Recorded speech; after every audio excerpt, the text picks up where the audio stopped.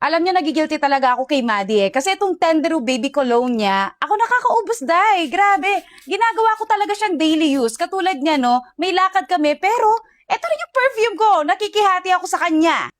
Oh my, sobrang bango talaga. Alam mo yung refreshing, mild yung scent niya. Alam mo yung pag may nakaamoy sa'yo, tatanungin talaga, "Uy, anong pabango mo? Bakit ang refreshing niya, nakaka-relax yung scent niya, hindi nakakahilo?" Ganon. Kasi nga, baby cologne siya. Pero kaming mga mga mamis, mga adult na girlaloo, ewan ko ba, nagustuhan namin siya. Kasi, iba ang bango talaga eh.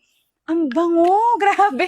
At ito nga yung favorite scent ko sa kanila, itong Coral Dawn, na isa to sa mga bestseller talaga nila eh. Naku, sikat tong scent nila na to. Pero dahil nga paubos na yung Coral Dawn na yon, so ayan, nag-check out ako ng mga ibang scents sila para masubukan namin ni Maddie. Ito, sobrang bango niya din, hindi nakakahilo, ang sweet ng amoy niya. Ay, grabe. Amoyin nyo na lang, i-check out nyo na lang. Yung scent nito ay Nectar Breeze. Grabe. Nabilib ako kasi may gulay. Ang bango. Para kang nasa garden na hindi nakakaihilo yung amoy ng mga bulaklak.